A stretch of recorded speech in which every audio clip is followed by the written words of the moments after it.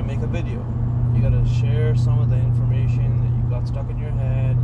You gotta get it out. And it sucks because anyone and everyone that I could have gone with has work tomorrow, and there's not much I can do about that. But anyways, I mean, you gotta do what you gotta do.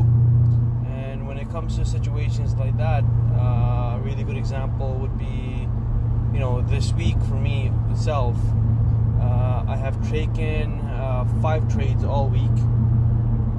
5 trades all week, and I've been over 4 on all 5 trades. What that means is, the market is just not there. It's not giving me what I'm looking for. There was one trade on ONTX. I had the order in place. I believe it was for like 204, and my first sell target was 217 with 8,000 shares, and the stock doesn't really move for about maybe 5 minutes. So I say, it's not moving, so drop it, cancel the order and move on to something else. Should have just left it there, because the stock jumps from roughly 204 to 236 within 5 minutes, and it gets halted. So I mean, there was a lot of shares in there. There's a lot of profit that I just missed out on. And I guess, again, it jumped up real quick. And after the halt, there was an easy opportunity to sell at a low of 229. I don't know where the stock is now, but this was, I think, yesterday or the day before. And there just hasn't been a lot of activity. It's just been very, very slow for, at least the way that I trade. It's been slow. And that's basically what it is. Like, there's not much you can do. You can't force it. If you try to force it, then you're basically in a situation where you're stuck. So yesterday, about an hour before the market closed, I put in 4 orders for 4 different stocks that I thought were looking good.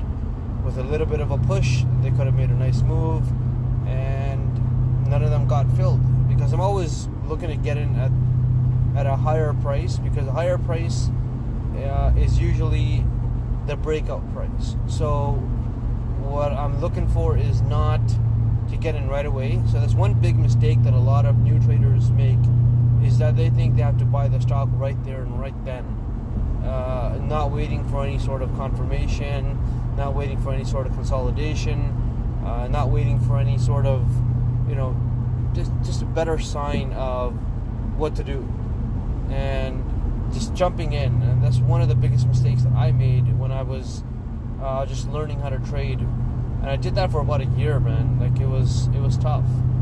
And you do that because you're just like, man, I keep missing entries, I keep missing trades, so forget it, I'm just gonna go in. But as time goes by, you realize it's the same thing as, you can say, driving.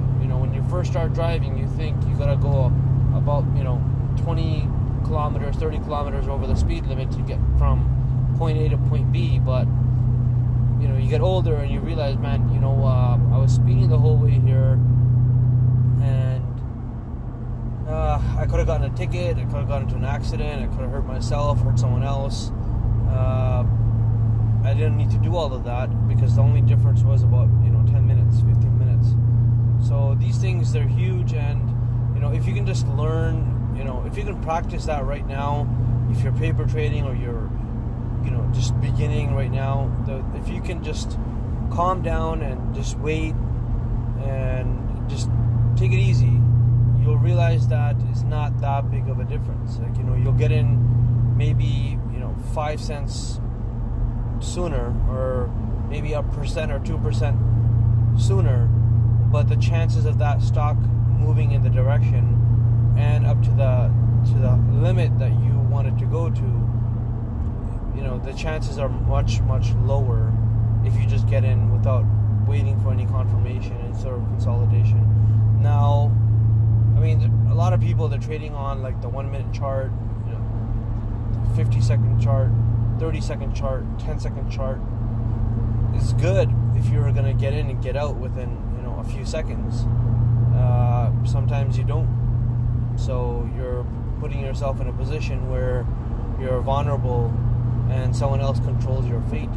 You have control over your fate, and control of your fate, I should say, because it comes down to you making the right call, and just waiting for the right opportunity is very, very important. So that's one of the things I think has been holding me back this week, and I'm okay with that because I know it's a long-term plan. It's very, very long-term. I mean, it's probably going to be until, as long as the stock market lasts, I guess, or until I last, and I know it's going to keep going. So pushing it isn't going to do anything. I just got to make sure I take my time, do it right, do it proper, and things will fall into place, because they always do, and they have for about maybe 4.5 years, and you just got to wait and it'll happen. So again, not taking trades, not a bad thing. Forcing trades, really bad thing. If you can control yourself and just take it easy, you're going to be perfectly fine. The world is not going to come to an end tomorrow. You will get the trade again, definitely 100%. But if you just keep jumping into trades without any proper entries, you might not have any money left to trade, and that will be a disaster. So hopefully this can kind of help you. I mean, it's been a pretty dark video, but what's important is getting the word across, and hopefully this helps. So thanks for tuning in. Until the next one.